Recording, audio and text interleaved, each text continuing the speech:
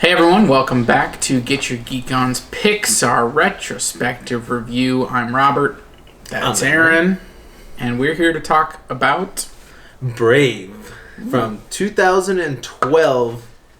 Yeah. I loved it. That's all I'm going to say. I'm done. That's it. We made it. We made it to one that Aaron finally loves. Yes. Actually, that either one of us finally loves. Yeah. Because I feel like so far at this point, we've gotten good movies, some maybe that we haven't enjoyed as much, but we haven't gotten to any movies that either one of us has truly loved before. Mm-hmm. So I think we made it here. And this, I will say, was not as critically high received as a lot of Pixar's other movies. And I have only seen this movie one time prior to this. I saw it, actually the first time I saw it is kind of an interesting story. Okay. I was donating blood, and it was like the plasma, where it's like a 2-hour process kind of thing. Yeah. And so they usually give you like a selection of movies that you can watch. And so I was like flipping through that, and that was probably in like 2015 range or something like that. And I hadn't seen Brave at that point. Mm-hmm. And I'm flipping through it, and that was one of the movies, and I was like, you know what? I haven't seen that. Let's watch that.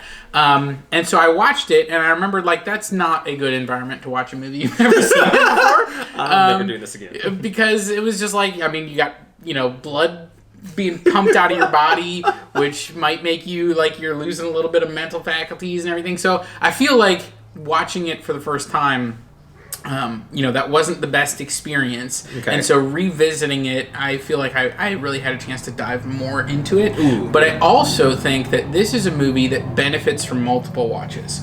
Yes. There's a lot of things that you see on a second viewing that you wouldn't necessarily have seen the first time watching it. So because I had seen it before, and I remembered the general stuff, but not all the specifics. Like, I remembered, and spoilers. I remembered that, the demon bear was the first guy that the witch put. Like, I remember that. Or I remembered that, like, the mom, would end up turning into a bear. And, right. And so, like, there was all these things that I remembered in a general sense, but specific, starting to, like, pick up on things and seeing the different, like, whether it's foreshadowing or just other of those pieces. I thought it really worked on a second viewing. But why don't we just dive in and you tell me what you liked about Brave?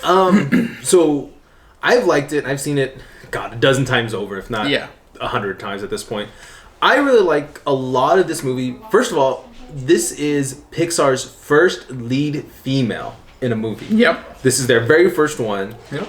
I love the fact it's a redhead because, let's face it, in most movies it's usually a brunette, blonde sometimes. Sure, I mean, they're leaning into the Scottish in this one. Yes, they really, really are. And then I watched, so my daughter was 2 when it came out. She was picking up the Scottish accent a little bit because she's watched this movie so much. That's awesome. So I love that. And I do love the hair. Like, we've had these little single strands, but this was the first time, and the technology they used in this for her hair was amazing. The visuals in this movie, like the opening shot of the forest. Oh, yeah. Like, I was watching and I was like, man, that looks real. Like, that is beautiful. They pushed it for this film. Yeah, it's really, like, the visuals in this, especially when they're doing, like, those establishing shots or, like, the wind flapping a banner. Like, you could tell, like, the first 5 minutes, they're like, we're going to show off our technology. Like, that's literally, like, that is what they're doing. Some of it doesn't hold up as great once you get into some of the action sequences and those types of things. That looks way more animated than, it's almost, like, photorealistic a little bit in the early stuff. Really is. And, like, that's something they continue to push forward as we get into some later movies, and we'll talk about. But I thought it was really good in this movie. It really was. And I love there's some shots where, they focus on Merida, her hair, and it's her face, but you see the hair, and you see where some of it's blurred, some of it's not, some of it has curls, some of it's straight, and I'm like, oh my god, like, the time it would take to do all of that was amazing. Yeah. And I loved how she looked. She wasn't a proper prim princess, which they even talk about in the film. Like, a princess does this, a princess does that. Her mom's telling her, and she's exactly the opposite of it. Like, no, I'm going to go take my bow and arrow. I'm going to ride my horse. I'm probably going to climb a mountain. Just, why not? Yeah. And I love that this film has finally given us that strong female lead in an animated movie. Like, this is Pixar's first one. And I loved it. I think, for me, it still hits hard as being a father to a daughter. And I think it's just beautifully done. I think the story is done really well. It explains that, everything gets explained and everything is kind of contained. You know, it's in its own little box. There's no like, oh, where's gonna go over here? No, this is what's happening. Sure. There's other tribes out there, obviously. Macintosh, I think is a funny throwback to Macintosh. Yeah, and it's, you know, again, it's all very Scottish. Yes. You know, I mean, I think that there's some really good stuff in this movie, and having to explore a mother-daughter relationship where, you know, the mother is trying to prepare her daughter for what her life is supposed to be. Yeah. You know, and so she's not a villain. She's not, you know, being evil or anything. She's trying to help her daughter grow up the way she needs to. And, you know, her daughter's a free spirit who just, you know, wants to embrace who she is and not worry about, you know, what she's supposed to do. And I think that's a really powerful message, and we see that in a lot of Pixar. It's, you know, embrace who you're supposed to be, rather than who the world tells you to be. Yeah. And I think this movie really hits that home. I think and so. You see them kind of breaking tradition and having to, you know, both come to terms. You know, I mean, like there's that moment where, you know, Merida is kind of having to give the speech to all of the Klansmen, and you know, the bear, her mom as the bear is trying to like tell her what to say, kind of thing. And you know, she's realizing that the mom is kind of setting her free and saying, you know, and that comes right on the heels of her about to give in, because she's saying, like, you know, I've done this, it's my fault that we're all, and so I'm gonna make a decision. And she's about to, it seems like she's about to commit to the old way, and it's through her mom that she's like, we can forge a new path. Exactly. And you see that, and of course, I think that, you know, that's a powerful message, is that we don't have to be stuck in the ways of how things used to be. That you know, sometimes you gotta make your own path. And I agree, and that I love that they really push this on from the female perspective. And I also love that at the end of this film, there isn't, oh, I got the prince. There is no happy, loving. There is a happy ending, but it's not like a loving ending. Well, and it's funny because they are, as they're saying goodbyes, the one,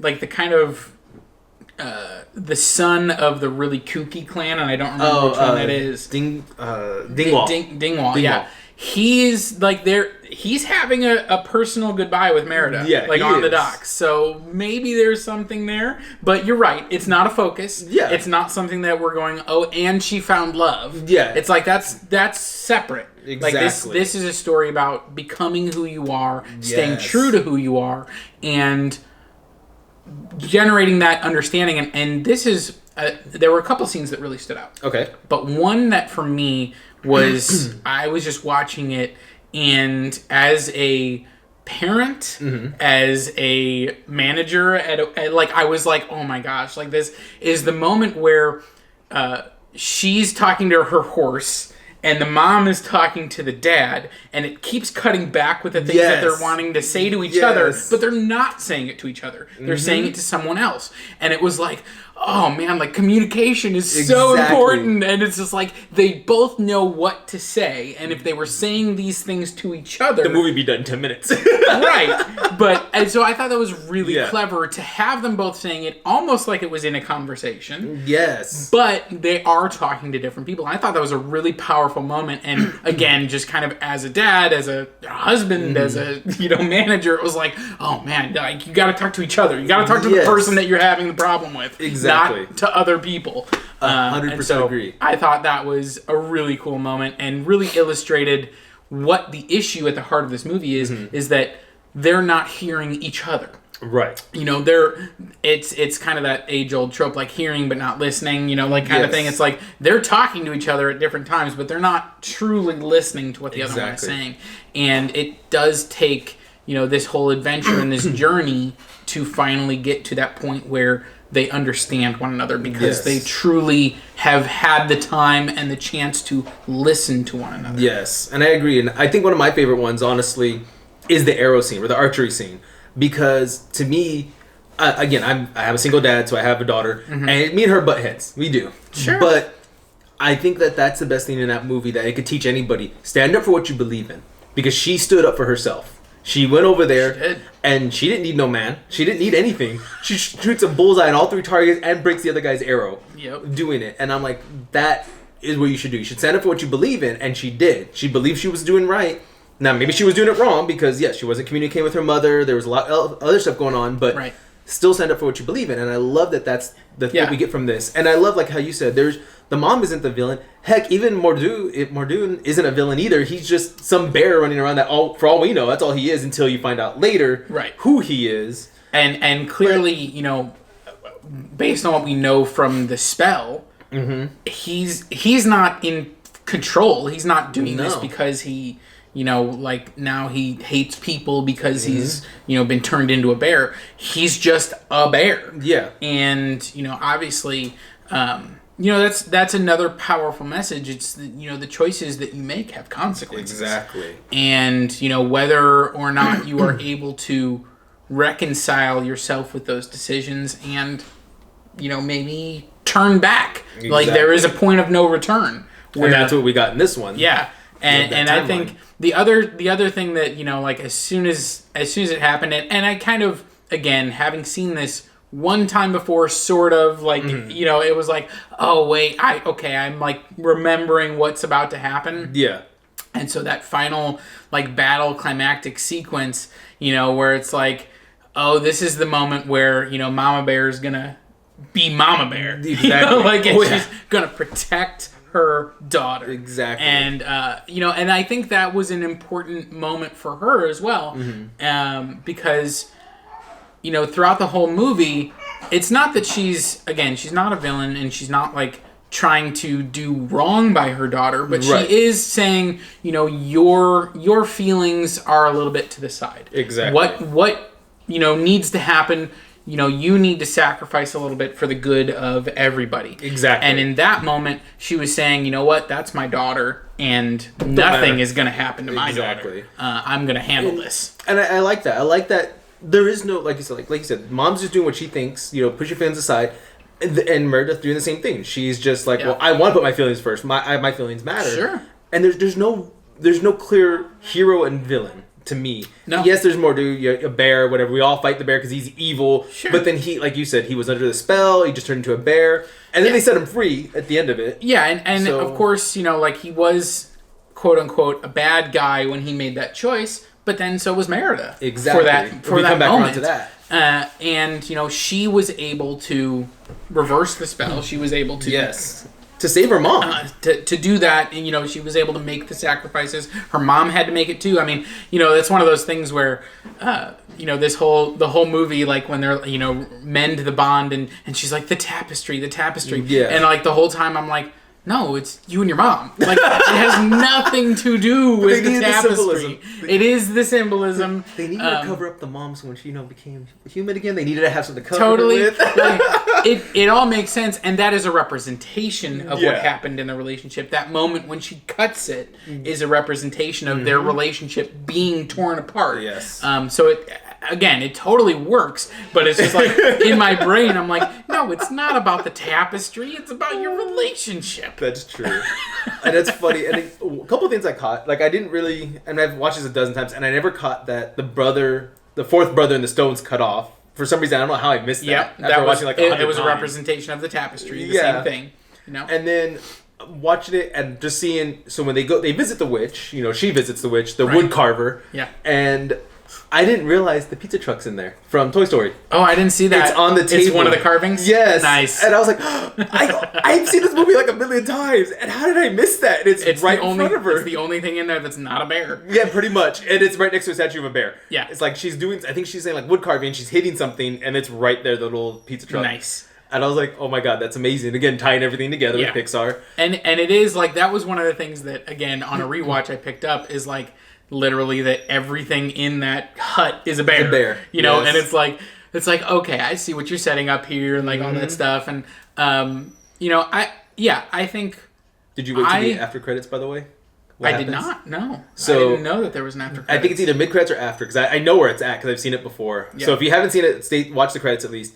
The bird's knocking on the castle door with all the wood carvings. And he's waiting for somebody to open to let him in. Nice. And it's just the whole crate. She did order them all. Yeah. So that's the end credit. I was like, I'm glad they wrapped that up too, because I was wondering, and funny thing is, I never saw it until maybe like, again, I've watched this 400 or 500 times. Yeah. It was like the 400th time. I'm like, I left it on playing, and I came back, and I'm like, is that the bird? Yeah. He's like knocking, basically. He's like, hello. And he's like, I need someone to sign, and he has all the wood carvings with him. Yeah, I did like that was a good bit of humor with introducing the witch as she's kind of like, trying to play off that she's not a witch, like and the broom is sweeping. She's like, I just saw the broom sweeping by itself. No, you can't imbue. And I should know I'm a witch, woodcover. That was fun. I love the bird. The bird caught it for me though too. Yeah, the bird's good. So stupid, and I love him. Honestly, I think that this movie, I think gets a little bit of a bad rap. I think that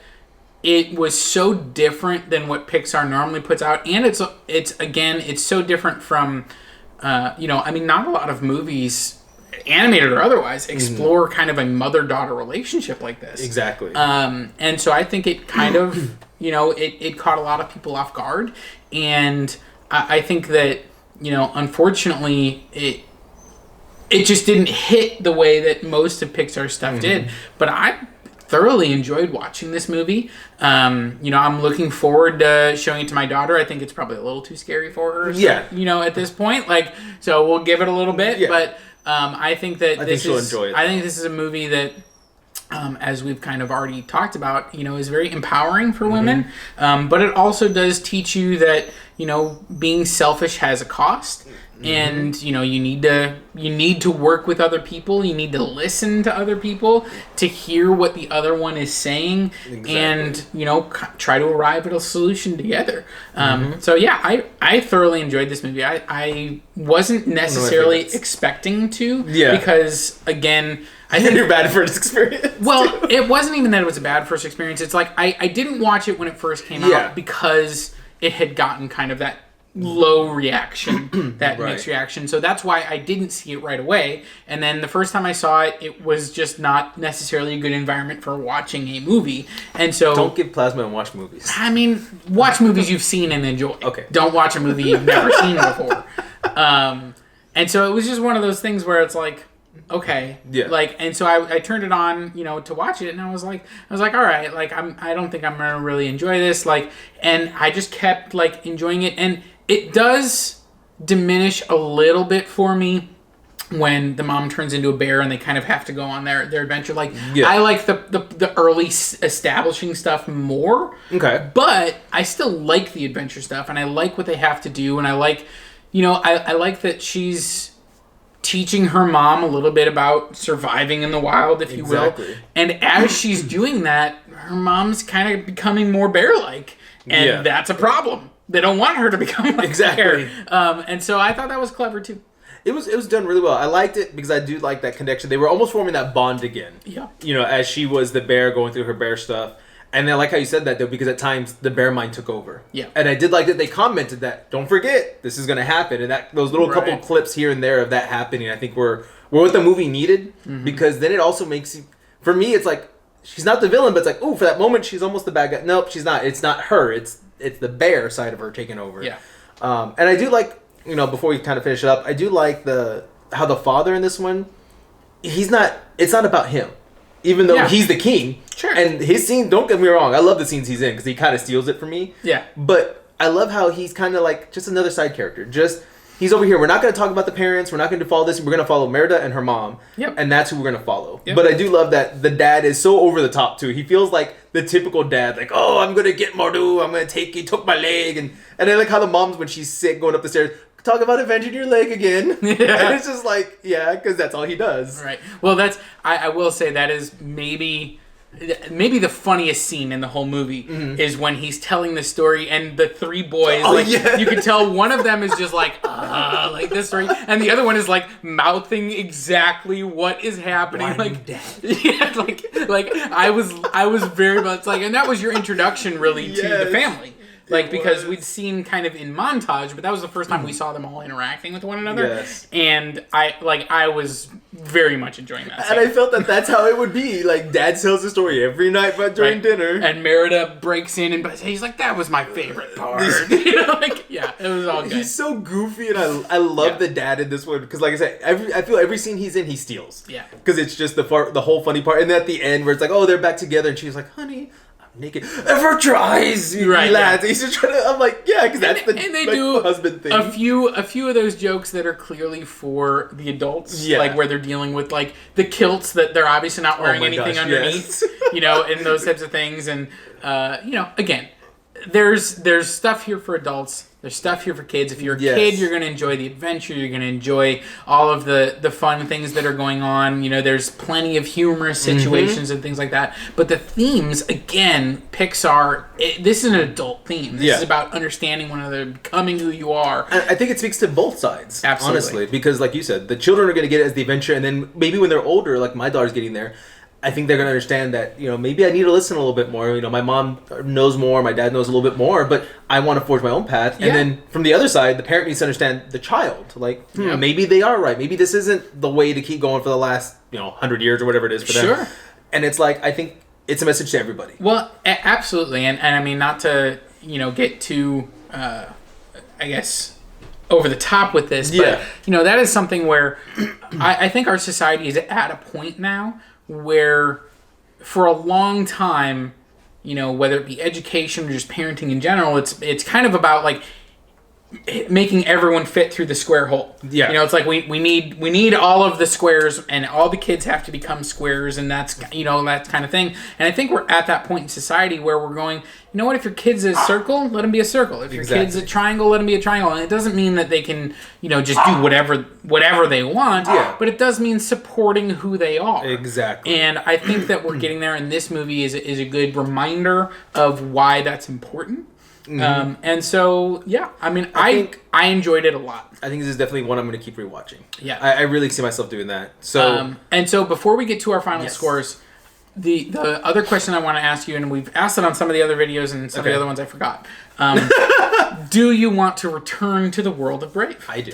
I do too. I really do. I really want to follow. I think there's more story here. Oh my gosh, there's so much more story. No, I didn't find out till after we watched it. Mordu has a story, actually. Legends of Mordu. Okay. So I really want to go watch that. Okay. But I really want to follow Merida. Where is she going to go now? Like, I want to know, like, okay, all the clansmen did say they were okay with this, so are we? I want to see kind of like them trying to win her over. Like, I think that'd be kind of cute. Sure. I would like to see maybe the witch come back around a little bit more. Or maybe you actually get some more of the dad. Like, what do you do, man? Like, you have a missing leg, but and I feel like Pixar has done things like with Little Jack, like there was separate movies. Yes. Like you could totally do a 5-10 minute short on the brothers. Like oh my God, all the mischief that they're getting. And they never talk. I didn't realize that. I mean, I've seen it 100 times, but they never talk. I didn't think about that. Yeah. I was like, I thought they said one word. Nope, they never said a word. Yeah. It was always like just gestures. Yeah.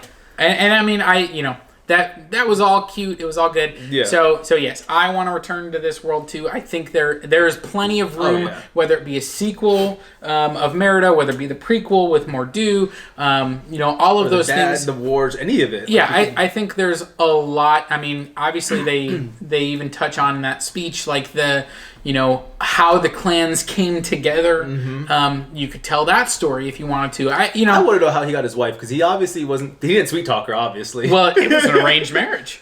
Was it? Is that what, that is true. It would be an arranged marriage. And so and obviously they grew to love one another. But that's interesting too. It's like, how did that happen? Exactly. So yeah, I think that there's a lot of stuff to visit in this world, and I would agree that this is one that they should return to. They could return to. Whether they will, I don't know. Who knows? But all right, let's get into it. Final thoughts and score. Go. So my final thoughts. Still love this movie. Yep. I recommend, like Robert said, watch it multiple times. I've watched it over 100 times probably, because my kiddo loved it so much when she was 2, and I feel some of the stuff she still holds.